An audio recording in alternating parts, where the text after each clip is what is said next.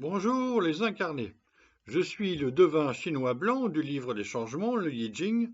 Bienvenue dans l'unité énergétique de l'humanité en portrait énergétique où je vous transmets cette connaissance du sacré. Puisque tout est énergie, aujourd'hui nous allons parler de l'énergie 15, se tenir de Marcel Pagnol, 1895-1974. Je commence par la question de la traduction de cette énergie 15. J'ai longtemps tâtonné avec les notions de modestie et d'humilité, vertu cardinale chinoise, qui participent de cette énergie 15. Et puis j'ai écrit toute une biographie hexagrammique, donc développée, où les mots de la personne, où la personne prononce les mots de sa propre énergie par la bouche et par la plume, et j'ai donc pu confirmer qu'il s'agit bien de se tenir. J'en profite pour vous donner donc d'ores et déjà ma liste de devinettes des personnes qui vivent ou qui ont vécu dans cette énergie 15 se tenir. On a Confucius, Obama, Stéphane Hessel, Martin Hirsch, Ibrahim Malouf et au féminin Indira Gandhi, Marie Curie et Bernadette Chirac. Cette énergie 15 se tenir est composée en bas de la montagne et en haut de la terre. C'est déjà la Provence de Marcel Pagnol. Au cœur de la terre, il y a la montagne.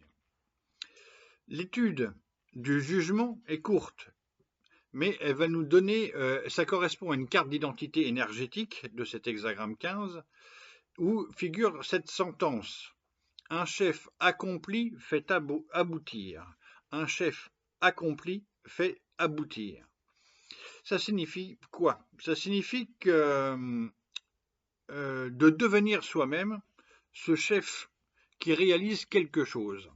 Alors, ce quelque chose, on va voir comment ce fil conducteur du chef abouti se manifeste dans la vie de Marcel Pagnol, donc 1895-1974, dans la Provence.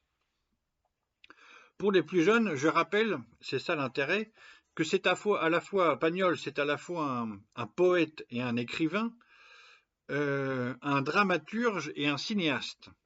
Et que tout ça, toute son œuvre, ça parle de la Provence. Ok? Même quand il traduit, c'est la Provence. Virgile. Marcel Pagnol naît à Aubagne, forcément. Il fait ses études secondaires à Marseille et il écrit déjà des poèmes dans une revue. En 1913, 18 ans, fac de lettres à Aix-en-Provence, où il fonde sa propre revue. 1915, il obtient une licence d'anglais qui lui permet d'enseigner. On est pendant la Première Guerre mondiale. Il devient répétiteur, faire répéter les cours aux élèves, et il écrit des tragédies. En 1925, il monte à Paris. Ce sont les belles années, des années folles à Paris. Okay, ça vit beaucoup, il y a du grand monde, ce sont les très belles années. Il est répétiteur dans les grands lycées parisiens et fréquente déjà les milieux littéraires.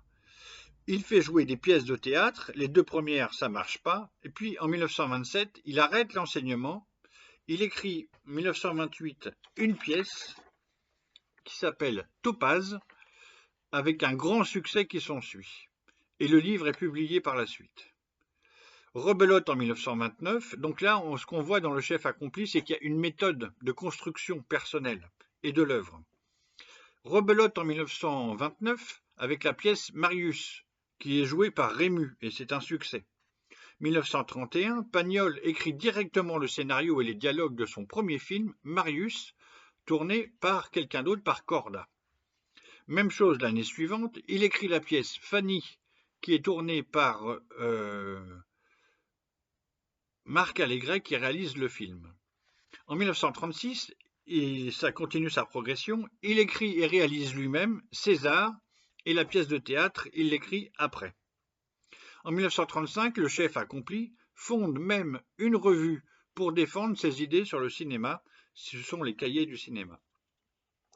Il écrit aussi des romans qui vont devenir des films, par exemple Jean de Florette et Manon Dessources, et il écrit quelques classiques, il traduit quelques classiques comme Shakespeare en anglais, puisqu'il a fait de l'anglais, et Virgile, puisqu'il a appris le latin. Après la Seconde Guerre mondiale, il est élu à l'Académie française Et dans les années 50, il revient au théâtre et publie sa célèbre trilogie autobiographique La gloire de mon père, Le château de ma mère, Le temps des secrets.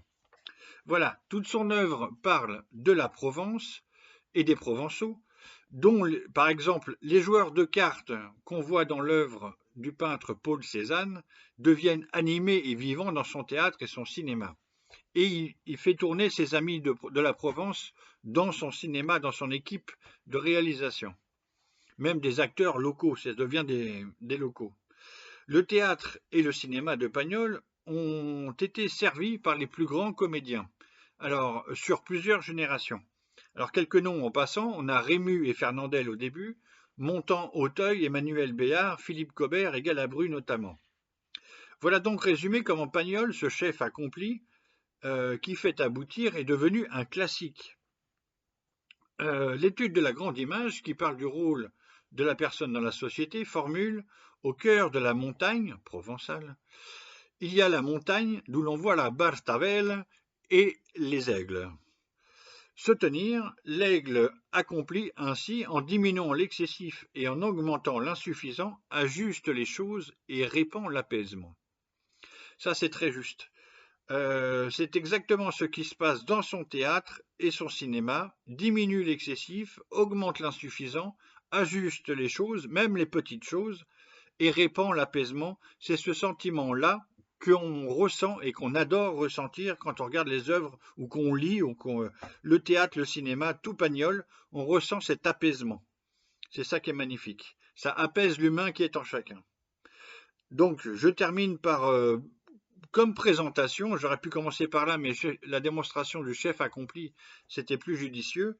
Pour présenter cette énergie 15, se tenir, Javary et Faure écrivent que se tenir, c'est concentrer sa force intérieure afin de pouvoir s'affirmer dans sa relation avec le dehors, l'extérieur. Il y a cette concentration intérieure qui va construire cet extérieur. J'aurais pu montrer le chef accompli par cette énergie-là. Ça marche aussi. Donc, je conclus par un petit quatrain divinatoire pour Marcel Pagnol.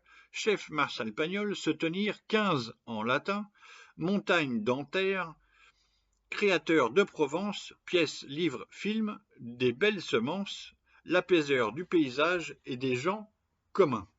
Namasté, merci.